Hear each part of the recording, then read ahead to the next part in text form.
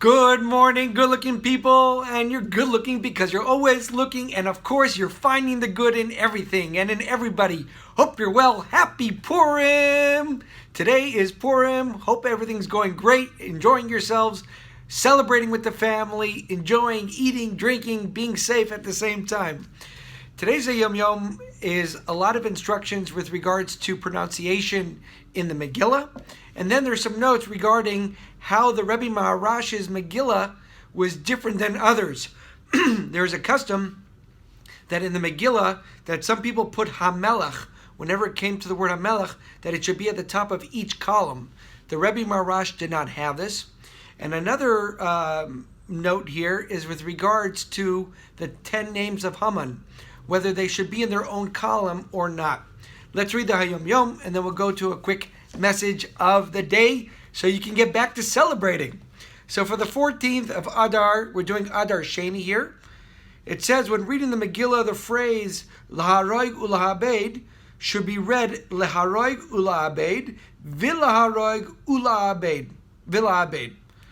And it also says V'ish loy amad b'fneim should be read V'ish loy amad b'fneim, V'ish loy amad lifneim with a lamed as well. The Megillah should be rustled as one reads the phrases. And in other words here, Agaras Hazois and Agaras Aparim Hazois Hashenis. So two different more instructions. In the passage of Shoshanas Yaakov, which is at the end of the Megillah reading, that follows the reading of the Megillah, you should say, Bruchim Kol HaTzadikim is the preferred wording there. And the blessing Shachianu is recited before the Megillah, by the day as well as by the night. For the Hayom itself, it says in the Megillah reading by my revered grandfather, the Rebbe Maharash says that the name of the Haman sons are not written in separate columns, nor does each of the columns begin with the word Hamelach, which is the king. And at this point, the Rebbe also has some emendations in the book of Torah Or. Now, real quickly, what was really special about the story of Purim is there were two things that were going on. You had the people on the ground level that were fasting and preparing, and they had open miracles going on in the Persian court system, and they were all involved in making a tumult to change the decree. And at the same time, whatever is happening here is being mirrored up there.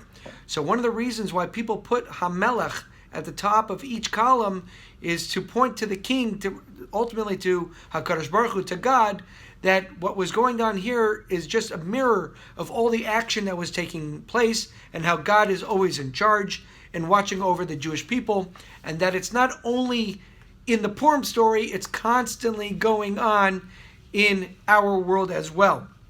And there's just one more note here.